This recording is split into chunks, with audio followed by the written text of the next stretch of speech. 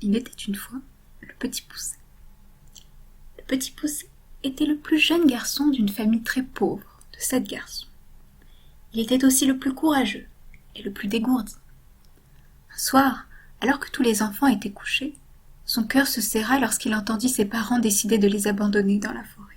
« Je n'ai plus de travail et nous n'avons plus rien à manger, dit le père.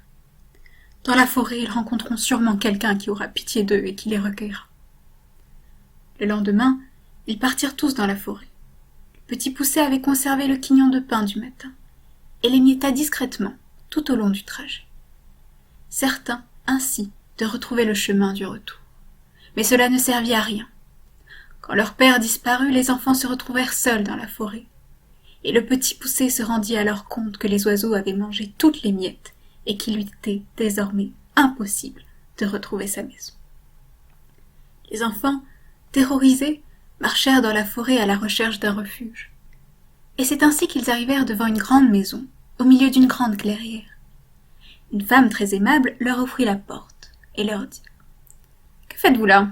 Ne savez-vous pas qu'un ogre qui mange les enfants vit dans cette maison ?»« Donnez-nous quelque chose à manger, dit le petit Poucet. Nous avons été abandonnés dans la forêt et nous n'avons rien à manger. »« D'accord, dit la femme.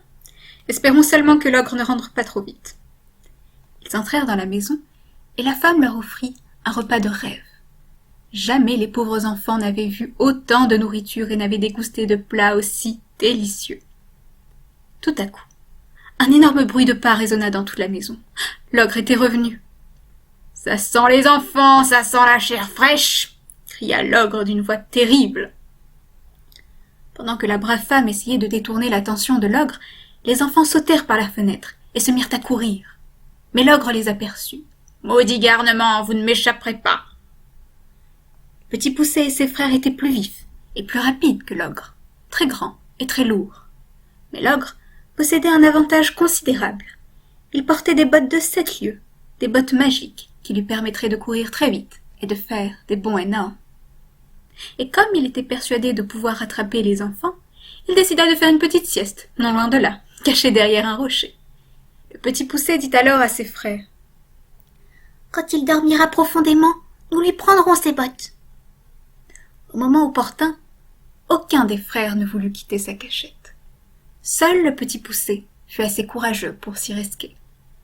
Une à une, il retira les bottes des pieds de l'ogre. Cet horrible personnage ne pourrait désormais plus les poursuivre. Les bottes magiques s'ajustèrent aussitôt aux pieds du petit Poucet. Avec ses frères, il put parcourir la forêt et retrouver rapidement la maison de leurs parents. Quel bonheur, toute la famille était à nouveau réunie.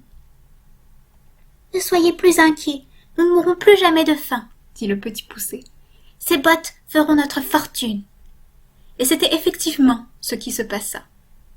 Le petit Poucet fut nommé messager du roi. Il gagna tellement d'argent à transporter des messages urgents d'un pays à l'autre que sa famille ne manqua plus d'argent, et ils purent vivre heureux, tous ensemble. Enfin, voilà, je vous remercie et je vous souhaite une agréable journée. Voilà. À bientôt pour une prochaine vidéo.